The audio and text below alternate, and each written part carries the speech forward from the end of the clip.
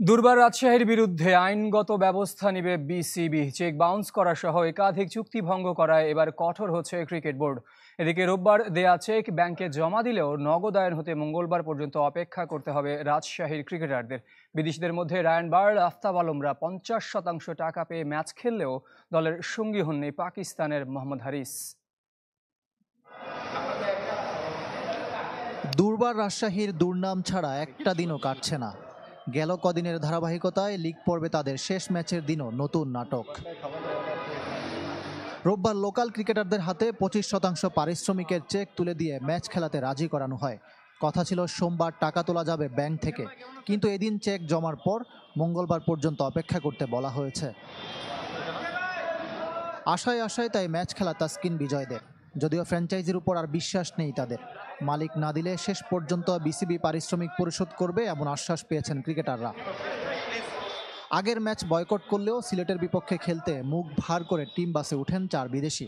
একাদশে ফেরেন রায়ান বাল ও আফতাব আলম। তাদেরকে এখন পর্যন্ত দেয়া হয়েছে 50% পারিশ্রমিক। তবে পাকিস্তানি মোহাম্মদ হারিস দলের সঙ্গী হননি। এর মধ্যে রাজশাহীর প্লে অফের লড়াইয়ে টিকে থাকা বাড়িয়ে দিচ্ছে অনিশ্চয়তা।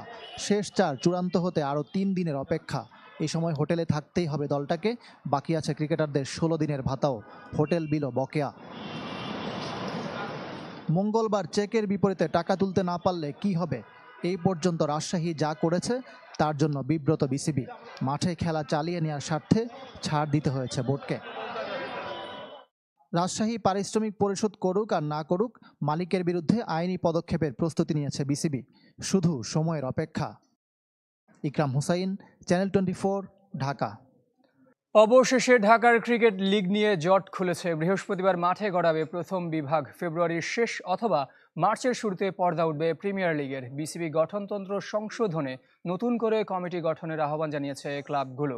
সিসিডিএম এর সাথে ক্লাবগুলোর বৈঠকের পর এসেছে এমন সিদ্ধান্ত।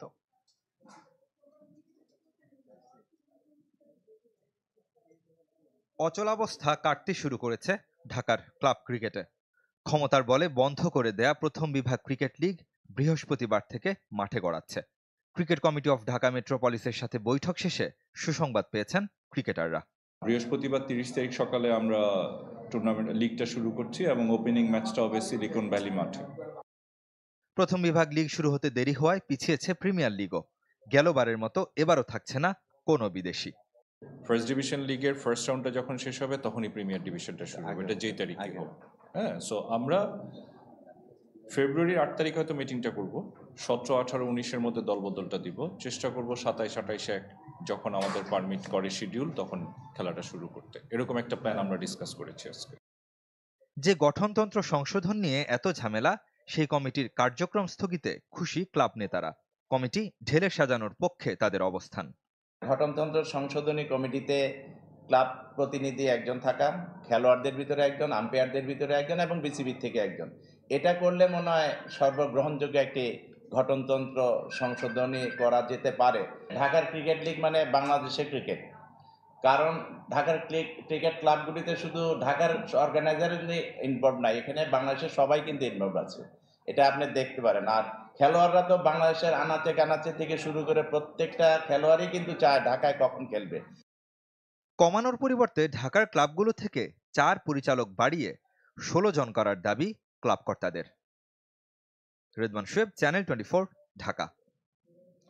ভোরে শুরু নারী দলের টি-20 সিরিজ। প্রতিপক্ষ ওয়েস্ট ইন্ডিজ। সেন্ট কিটসে ম্যাচটি শুরু হবে ভোর 4টায়। ওয়ানডে সিরিজের ব্যর্থতা ঘোচানোর মিশন বাংলাদেশের। 2-1 ব্যবধানে হেরে বিশ্বকাপে সরাসরি কোয়ালিফাই করার সুযোগ হারিয়েছে নিগার সুলতানার দল। টি-20 সিরিজেও টিম ম্যানেজমেন্টের দুশ্চিন্তার কারণ দলের ব্যাটিং। বড় ইনিংস খেলতে পারছেন না ফারজানা মুর্শিদারা। উইকেট আর কন্ডিশনের সাথে মানিয়ে নিয়েছে টিম টাইগ্রেস। তাই ছোট ফরম্যাটে ভালো কিছুর প্রত্যাশা অধিনায়কের।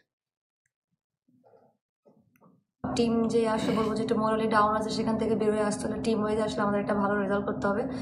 সো এখানে আসলে এখন তো আমাদের লক্ষ্য থাকবে যেন আমাদের টিমের যে মেন্টাল বলবো যে সিচুয়েশনটা আছে সেটা তো ডেভেলপ করার একটা ওয়ে এখন অবশ্যই সেটা টি-20 সিরিজে আসলে ভালো ক্রিকেট খেলার মাধ্যমে হবে। অনূর্ধ্ব 19 নারী বিশ্বকাপে চূড়ান্ত হয়েছে 4 সেমিফাইনালিস্ট। শেষ দল হিসেবে শেষ 4-এ উঠেছে ইংল্যান্ড। এর আগে ভারত, অস্ট্রেলিয়া ও দক্ষিণ আফ্রিকা সেমি নিশ্চিত করেছিল। এদিকে সুপার 6-এর নিয়ম রক্ষার ম্যাচে কাল ওয়েস্ট ইন্ডিজের মুখোমুখি হবে বাংলাদেশ। কুয়ালালামপুরে সকাল 8:30টায় শুরু হবে এই ম্যাচ। প্রথম ম্যাচে ভারতের কাছে হেরে বিদায় নিশ্চিত সুমাইয়া খাতুনের দল। এবার ফুটবলের খবর। অবশেষে ফেব্রুয়ারির ফিফা উইন্ডোতে ম্যাচ খেলার সুযোগ মিলেছে নারী দলের। আরব আমিরাতে গিয়ে 2 ম্যাচ সিরিজ খেলবে সাফ চ্যাম্পিয়নরা। মঙ্গলবার থেকে দলের দায়িত্বে ফিরছেন হেড কোচ পিটার বাটলার। এদিকে নতুন চুক্তি না হওয়ায় 2 মাস ধরে বন্ধ নারী ফুটবলারদের বেতন। অবশেষে ম্যাচ খেলার সুযোগ দক্ষিণ এশিয়ার চ্যাম্পিয়ন বাংলাদেশ নারী দলের। ফেব্রুয়ারির আশা প্রায় ছেড়ে দিয়েছিল ফুটবল ফেডারেশন। আরব আমিরাতের আগ্রহে সুযোগ মিলছে ঋতুপর্ণা মাসুরাদের। 24 ফেব্রুয়ারি আরব আমিরাত গিয়ে 26 তারিখ স্বাগতিকদের বিপক্ষে প্রথম ম্যাচ। শুধু সেটি ফিফা উইন্ডোতে হবে। তবে 2 ম্যাচ খেলার লক্ষ্যে 2 মার্চ আরেকটি ম্যাচ খেলে পরদিন দেশে ফিরবে নারীরা। ফেব্রুয়ারি উইন্ডোটা অ্যাটলিস্ট আমরা মিস করলাম না, একটা অন্তত উইন্ডোতে খেলা গেলো, এটার রেজাল্টটা র্যাঙ্কিংয়ে আসবে। আর মার্চে যেটা খেলবো সেটা আমরা প্র্যাকটিস ম্যাচ হিসেবেই ধরতে পারি। আমাদের যেহেতু খেলা আছে জুনে এশিয়া কাপ কোয়ালিফাইং রাউন্ড, তো সেটার জন্য প্র্যাকটিস ম্যাচও হয়ে গেল। সোমবার ঢাকা ফিরে মঙ্গলবার থেকে নতুন করে দলের দায়িত্ব হেড কোচ পিটার বাটলারের কাঁধে। মাসুরা সহ 2 ফুটবলারকে নিয়ে ভুটানের ক্লাব আগ্রহ জানালেও ফেডারেশন আনুষ্ঠানিক প্রস্তাব পায়নি। পেলেও ছাড়পত্র না দেওয়ার পরিকল্পনা বাফুফের। আমার কাছে অফিসিয়াল কোনো চিঠি আসেনি, 1 নাম্বার। আর 2 নাম্বার হচ্ছে এই মুহূর্তে অ্যাকচুয়ালি আমরা যেহেতু আমাদের জুনকে টার্গেট করে প্র্যাকটিস হবে, তো কাউকে মনে হয় না ছাড়া সম্ভব হবে। অক্টোবরে ফেডারেশনের সাথে ফুটবলারদের চুক্তি শেষ হয়েছে। প্রায় 3 মাস পেরোলেও নতুন বেতন নিয়ে এখনো সিদ্ধান্ত হয়নি। সভাপতি তাবিতা আওয়ালের দেশে ফেরার অপেক্ষায় নারী উইং। ম্যাচের আগে হবে কিনা জানি না, হতেও পারে, ওটা নিয়ে আমরা কাজ করতেছি। আপনারা জানেন যে প্রেসিডেন্ট দেশে নাই। ফেডারেশন চাইছে ফেব্রুয়ারির ম্যাচে যেন কিট স্পন্সর নিয়ে মাঠে নামতে পারে নারী দল। সম্ভাবনায় এগিয়ে দেশি প্রতিষ্ঠান। Faizul Islam, channel 24, Dhaka. FIDE master Tahsin Tazwar জিয়াকে আর্থিক সহযোগিতা করেছে ক্রিকেট বোর্ড। প্রয়াত গ্র্যান্ডমাস্টার জিয়াউর রহমানের ছেলে তাহসিন আন্তর্জাতিক মাস্টার নর্ম পূরণের লক্ষ্যে এগিয়ে চলেছেন। এবছর 3টি টুর্নামেন্টে অংশ নিতে প্রায় 16 লাখ টাকা অনুদান দিয়েছে বিসিবি। মন্টেনিগ্রোতে ওয়ার্ল্ড জুনিয়র অনূর্ধ্ব 20 চ্যাম্পিয়ন, শ্রীলঙ্কায় এশিয়ান জোনাল চেস চ্যাম্পিয়নশিপ ও হাঙ্গেরিতে জিএম ও ইন্টারন্যাশনাল মাস্টার্স টুর্নামেন্টে খেলবেন তাহসিন। এই অনুদানের মাধ্যমে প্রয়াত জিয়ার প্রতি শ্রদ্ধা জানানোর কথা বলেছেন বিসিবি সভাপতি ফারুক আহমেদ। মঙ্গলবার থেকে পাওয়া যাবে চ্যাম্পিয়ন্স ট্রফির টিকিট। তবে পাকিস্তান হতে যাওয়া 10 ম্যাচের টিকিট পাওয়া যাবে সবার আগে। দুবাইয়ে হতে যাওয়া ভারতের ম্যাচগুলোতে প্রথম সেমিফাইনাল ও ফাইনালের টিকিট পরে ছাড়া হবে। অনলাইনে ভায়া গোগো ওয়েবসাইট থেকে টিকিট কাটা যাবে বিশ্বের যে কোনো প্রান্ত থেকে। আর পাকিস্তানের বিভিন্ন শহরে 100টি আউটলেটেও পাওয়া যাবে চ্যাম্পিয়ন্স ট্রফির টিকিট।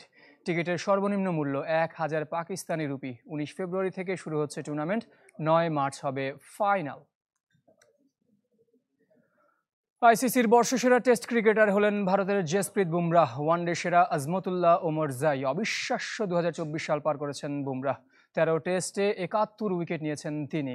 2 নম্বরে থাকা গাস অ্যাটকিনসনের চেয়ে 19 উইকেট বেশি। 357 ওভার বোলিং করেছেন বুমরাহ, মাত্র 14.92 গড়ে, যা কিনা টেস্ট ইতিহাসে প্রথম। এদিকে প্রথম আফগান ক্রিকেটার হিসেবে ওয়ানডে সেরা হয়েছেন ওমরজাই। গেল বছর আফগানিস্তানের হয়ে দ্বিতীয় সর্বোচ্চ 417 রান করেছেন ওমরজাই। 14 ম্যাচে নিয়েছেন 17 উইকেট। ওমরজাইয়ের ধারাবাহিক অলরাউন্ড পারফরমেন্সের কারণে বাংলাদেশ, দক্ষিণ আফ্রিকা, জিম্বাবুয়ে ও আয়ারল্যান্ডকে ওয়ানডে সিরিজে হারিয়েছে আফগানিস্তান। ভারতের স্মৃতি মান্ধানা হয়েছেন নারীদের সেরা ওয়ানডে ক্রিকেটার। অস্ট্রেলিয়ান ওপেন জিতে প্রথা মেনে ফটো সেশনে অংশ নিয়েছেন ইয়ানিক সিনার ও মেডিসন কিজ। মেলবোর্নের আলবার্ট পার্ক লেকে ট্রফি হাতে ফটোশুটে অংশ নেন ইতালিয়ান সিনার।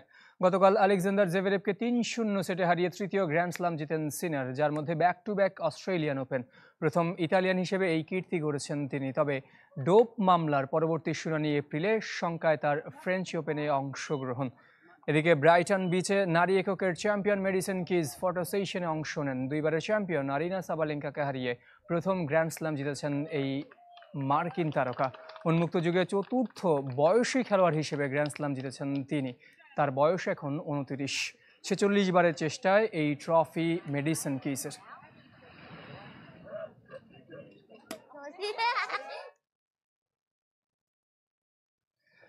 এই ছিল কুল স্পোর্টস 24-এর এখনকার আয়োজনে সঙ্গে থাকার জন্য সবাইকে ধন্যবাদ।